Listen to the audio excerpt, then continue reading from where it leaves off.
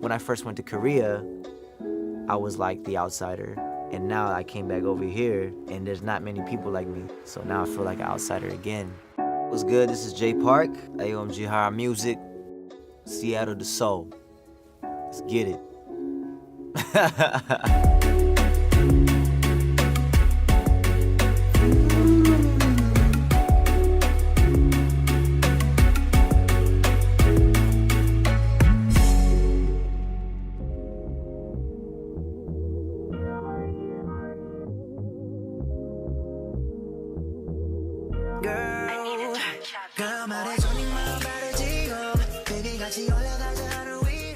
I mean, I'm just in town for MTV. I'm in town for First Week Feast. Just some, do some just kind of like some media and some press or whatever, or some promo. Even though I don't really have anything out right now, but while I'm out here, I was born in Seattle, and I lived there until I was 17. And my dad would work in Korea a lot, so it was mostly just me, my brother, and my mom. I kind of got good grades until middle school, and then in high school when I started kind of like fucking up. I started like skipping classes and going like breakdancing and stuff like that. Like that's what I really wanted to do. Like I wanted to become like a professional like dancer, like b-boy. And my mom's like, oh shit, he always likes to dance, let's see where he stands. And so she saw this thing in the newspaper where they're holding auditions. I thought it was like a contest where you win like money, first prize or some shit. I didn't know it was an audition for like a boy band. I went there, I kind of like freestyle dance. I rapped this verse that I wrote, and then I went to go eat Taco Bell. I didn't really care about the results. So out of all the auditions that they had, I'm the only one that they casted or whatever. My family was kind of struggling at that time. Here's this opportunity, here's this, chance to do something with myself, with my life. And if I could support my family while doing that, it's like, why not? We are in K-Town, LA, about to go to a spot called Toe Bang.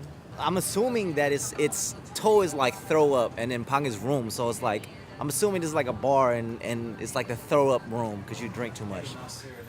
Hi, Jocelyn. Ready to eat? We got lots of food. Take one.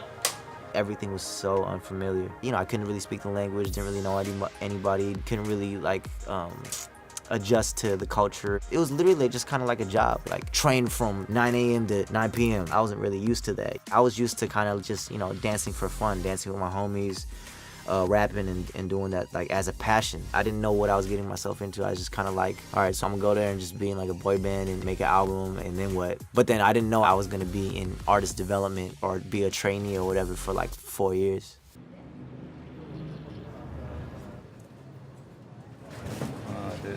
Jay, you get recognized a lot out here in LA? I mean, if you're in K-Town. Typical day as a trainee, you just have a bunch of lessons. Like you have dance lessons and you have singing lessons.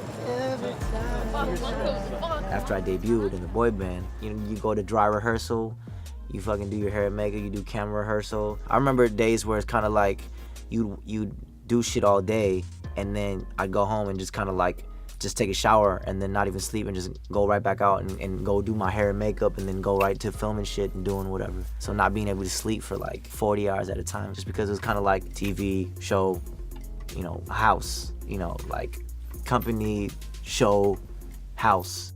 I was a savage back then, I can't even lie. And I would fucking work out like a beast, no sleep. I'd still work out, fucking have like an 8-pack and just be like good to go. Well, I just kind of got used to it. And then just some things that where it's kind of like, it didn't make any sense. Like they're like, yo, like turn in your cell phones. And I was like, nah, I'm not gonna do that. If you can, I'll just quit, fuck it. I'll just go home. And they're like, all right, you don't have to turn it. Everybody else turned it in but me. As a kid, you have this false sense of entitlement. You haven't really experienced the world yet. You haven't really developed into an adult, So it's kind of like, yeah, I was just like a little ignorant little kid. I'm still more comfortable speaking English, but now I just suck at both. So it's kind of like I'm screwed. I would text with these girls. That was like the driving force of me trying to like my Korean getting better. I'd be like, yo, she sent this, what does this mean? And then that made my Korean a lot better.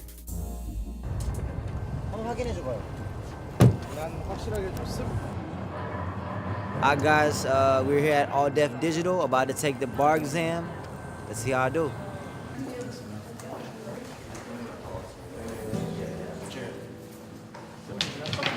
So some of them are pretty fucking easy. Some of them are a little more challenging. Okay. What I'm really looking for you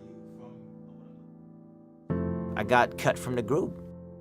When you're young and ignorant, you make mistakes.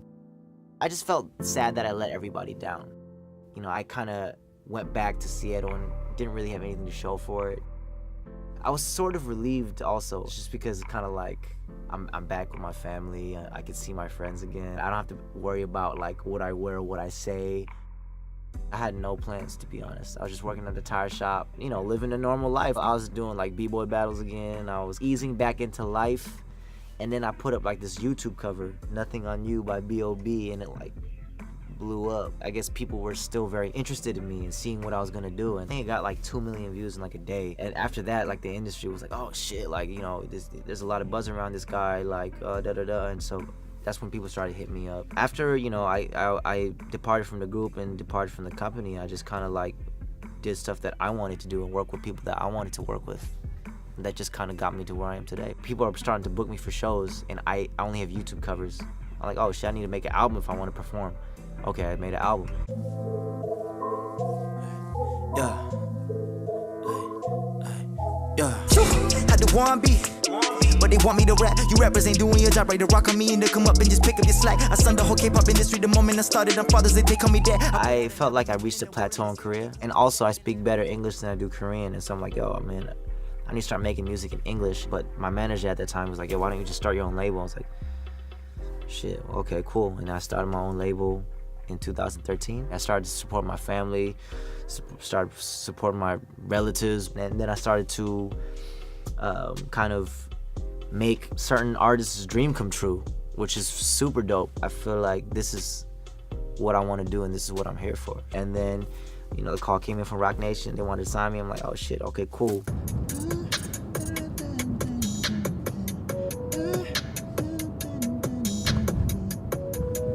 Listen to like the songs that I'm about to release on like my mixtape and just like some features I did. It's very chaotic, my thought process. Every single project you see progression, and as long as you see progression, it's like I can't ask for anything. You know, nobody can be perfect, so you can't ask for anything better than just getting better and progressing. You know, this is who I am, but when I first made the transition, everybody's like, oh, who's this guy from this boy band try to rap and do hip hop? Oh, his lyrics suck. Everybody doubted me, everybody. You don't see a lot of Asian people just in like mainstream media in general. I mean, now you're starting to see more, and especially in hip hop, yeah, it's very, very rare. And especially being, you know, me being from like the K-pop background is even more rare. It took like 3-4 years of a lot of work to switch people's image, but you know, I enjoy the challenge. I like making what seems impossible possible. People ask if like I want to distance myself from my past or K-pop. I don't need to do that. It's like I am who I am today because of everything I've been through thus far. That's why I embrace it all. And then here I am, you know, meeting people like Jay-Z and Beyonce and Meek Mill and people that I listen to and that I look up to. I don't really like to label myself as anything. There's not too many people that are like me that do what I do. Some people might know me as K-pop, some people might know me as hip-hop. I'm just me at the end of the day. I'm just J Park.